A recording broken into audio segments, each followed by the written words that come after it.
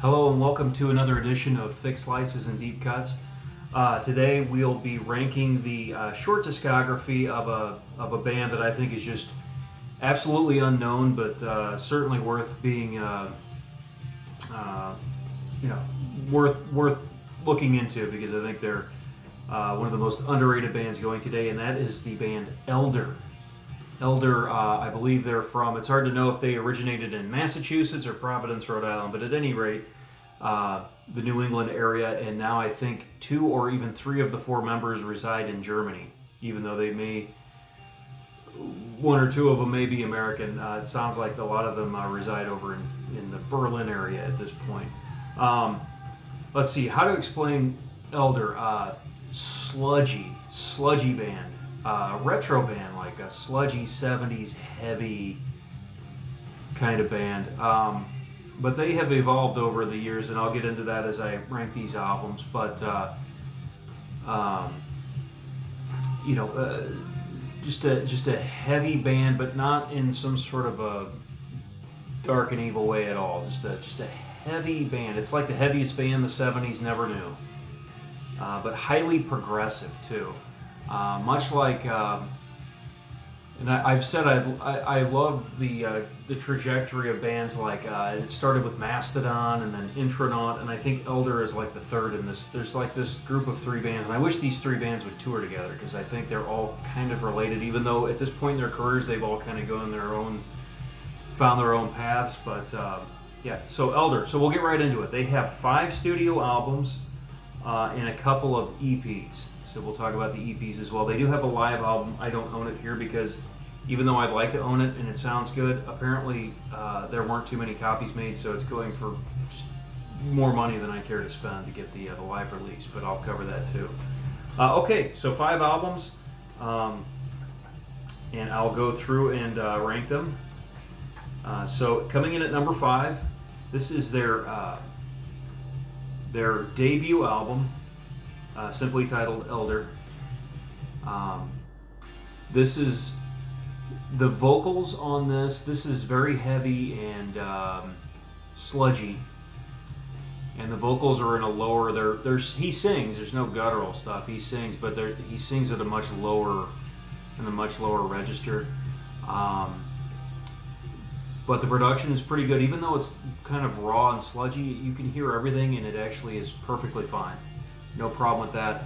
My only thing with this album is there's not a ton that sticks out. It's just kind of like 40 plus minutes of a sound. I think Riddle of Steel Part 1 is probably the highlight track on here.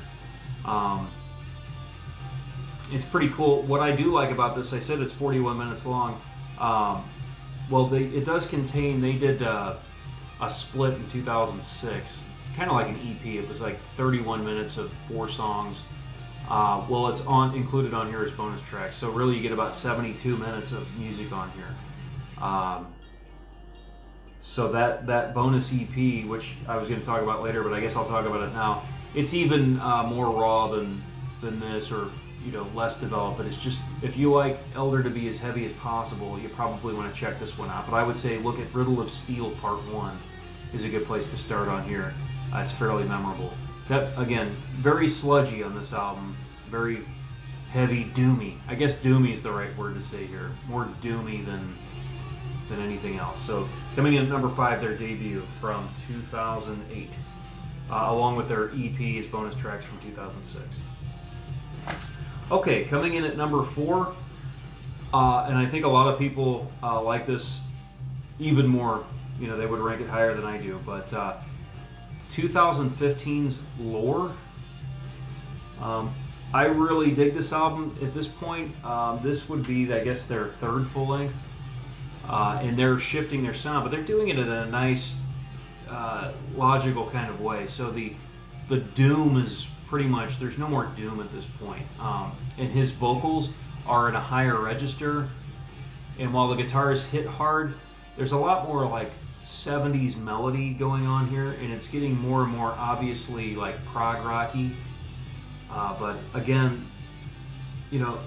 as with the self-titled and others, Songs are long. Songs are on average like 10 minutes long.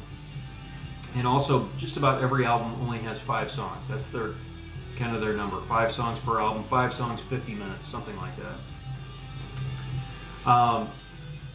I do like this album a lot. I think there are certainly moments in a couple of songs on here that are absolutely perfection, but I feel like some of the tracks on here, I'm glad that they do long songs, but some of these could have been edited down quite a bit for the content that they display. But the title track, Lore, is an absolute classic, and it's almost 16 minutes long, and that's a long track that's good at being long. It has a whole phase that goes on for about 5 or 6 minutes, a complete quiet breakdown for a few minutes, and then they end it with like 7 minutes of just real heavy melodic driving, like repetition, but it's really good.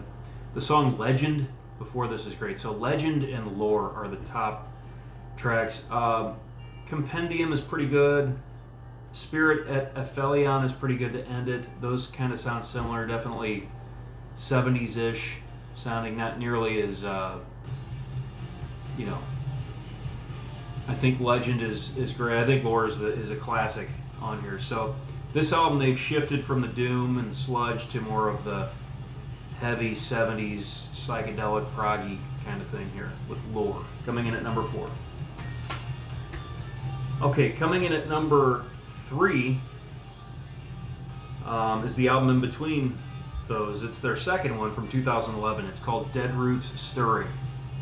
Now I thought, for the longest time, I thought I was going to rank Lore ahead of this one, but upon listening to this more, even though it's doomy and sludgy, and his vocals are at that lower register here still, and even though it probably is more related to the first album, I just find everything on here is great. Gemini, the title track, the instrumental 3, again, 5 songs on here, 50 some odd minutes, so the songs are all in that 10-minute range, but I just find this to be of that first EP, of their 2 EPs that came out during that era and the 2 full lengths, I think it's best realized right here on Dead Roots Stirring. Just sludgy, doomy, but memorable this time as opposed to the first album, which is good, but just this one is, again, some people might consider this their number 1 album. Depends on what you're looking for in their sound, and I dig this album too. So coming in at number 3 from 2011, excellent album, Dead Roots Stirring. Okay, now the top 2 are incredible. This was my favorite, but coming in at number 2, the first thing I heard from them got me hooked on the band instantly. From 2017, Reflections of a Floating World. This continues, this is more in line with Lore. So Lore was sort of the precursor to this one. These are totally a similar sound, but the songwriting on here is incredible. Whereas this had a song or 2 and definitely some moments throughout, this one is just like, just put it on and let it play till it ends. And unlike the other ones that have 5 songs, this one has 6, and it goes to about 66 minutes in length. Long album. So the first 2 are kind of go together, and then the next 2 definitely go together. But Reflections of a Floating World, the songwriting on here is incredible. Every single song, and this is what I like about the band. It was starting on Lore, but what I really like about the new direction of the band at this point, with more of that, not so much doom, and just more of that 70s heavy, progressive, psychedelic, whatever you want to call it, vibe, is that the songwriting's great. Every song has a memorable breakdown. So I think I mentioned this in an Intronaut thing about every song has the jazzy ambient breakdowns. This album, outside of the improv jam instrumental Sontag, every song on here, the 5 main tracks on here, are all strong, and they all have these breakdowns that are so memorable. So every time I listen to an Awesome Elder song, I want awesome heavy parts, and I want just these awesome dreamy parts that they throw in. And this album has it everywhere. Everywhere. Some of the songs have more than one, but we're listening to it now. But just the songs Sanctuary, The Falling Veil, Staving Off Truth, A Thousand Hands That Ended. I mean, this album, I would just say, if nothing else and you're watching this, just go out and get this album. And if you like the doomy or sludgier aspect of things, go get Dead Roots Stirring. But And also, what's great is these songs are over 10 minutes apiece, but like the song "Sanctuary" has 9 lines of lyrics, so there's not a ton of singing going on. It's just a lot of jamming, and the singing is sort of comes in and out from time to time. But this album is absolutely incredible. It's a great album. So at number 2, "Reflections of a Floating World" from 2017. Okay, and the number 1 album from 2020 just came out in April, and this is my runner-up to Intronauts Fluid Existential Inversions right now for Album of the Year. It's Omens. This is, just when I thought, Elder had shifted their sound with Lore and Reflections of a Floating World, I feel like they're on a new trajectory once again. From the doomy, sludgy first 2 albums to this awesome, heavy 70s psych to this one, which is even more 70s, but it's less heavy, but that's great. It's less heavy because the melodies are so great and memorable. This is their driftiest album. It's very drifty. And again, 5 songs. I think this one's the longest. This might be around an hour long. The title track, "Omens," is one of the great songs. "Halcyon," "Embers," "In Procession." Again, I don't know how to sell it any better, but I would just say go out and get the last 2. Get the last 2. Start with the last 2, the most recent 2. Love that cover too. Need to see if they have a shirt for sale. Get that. But these songs are just so progressive. They just have that 70s vibe, but they're heavy. But they're not alienating in any way. And his high vocals are that he started with on Lore are cool. It's like a young Ozzy Osbourne, or like when Bron sings in Mastodon. But the thing I like about these guys is, while everything's tight, they're not correcting. It's very organic sounding on all their albums. And so when he sings, he doesn't use auto-tune. You can hear the pitchiness, and that's part of his style, is that pitchiness. So if you put this singer on these albums through auto-tune to correct his voice, all the people that love the band would know it instantly, because they're like, that's not the right style. The style of his voice is to be kind of not in pitch completely. That's part of the charm of his singing. But just a great album. So this most recent one here from this year is number 1. So quickly to recap, of the 5, coming in at number 5 is their debut from 2008, self-titled, "Elder." Coming in at number 4 from 2015, this was their 3rd album, "Lore." Coming in at number 3, their 2nd album from 2011, "Dead Roots Stirring." And then these final 2. At number 2, 2017's "Reflections of a Floating World," masterpiece. And then their most recent masterpiece from this year, 2020, this is "Omens." They do have a couple of EPs and a live album. This came out in 2019 as an EP. It's called the Gold and Silver Sessions, recorded in Berlin, Germany. So analog, so retro, so drifty, not heavy at all. So unlike these main releases that have their fair share of heavier guitars, this is just almost all mellow and drifty. I think the cover kind of explains it all, but if I were to rank EPs, this would have been somewhere up with the top 2.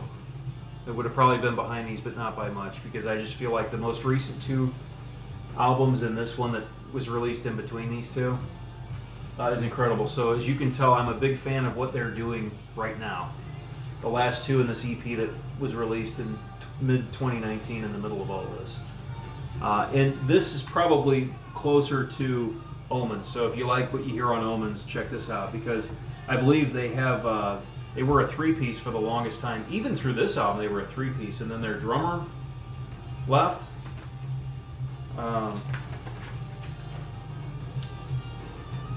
Yeah, they were a 3-piece all the way up to that. So the classic band that was the same lineup from the first album through this one, which is a masterpiece, they lost their drummer, so they got a new drummer and a second guitar player. So now they're a 4-piece here, and that carries into this. So they've carried that sound, but it's just a perfect bridge between,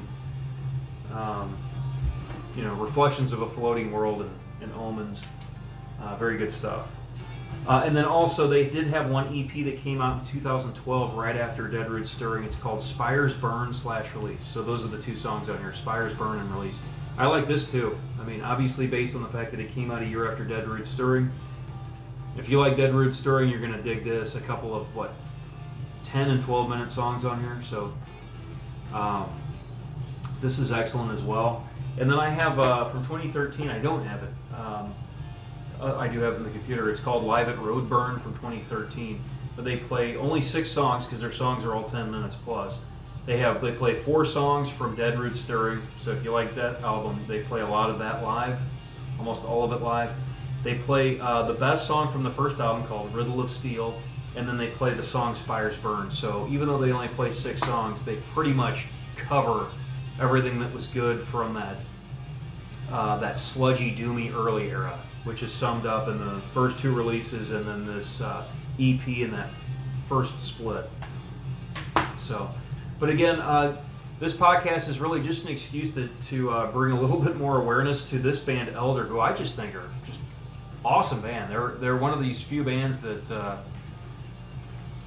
I get excited about that I don't think anybody knows about. And when they have something that's about to be released, I don't think anybody's aware, but I get super, super stoked for that. I just think this is an excellent band that's just getting way better.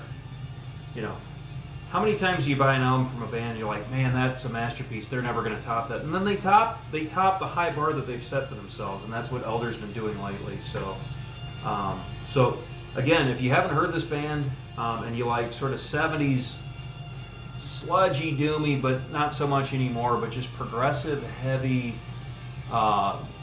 somewhat psychedelic, definitely ambient and atmospheric, and all of those sort of elements and ingredients in your music, definitely check out Elder. And I would just tell you to start with the most recent stuff first and work your way back. But so hopefully you found this entertaining or interesting, or maybe you now want to go check out one of their albums. But okay, well, thanks for watching, and I will see you next time. See ya.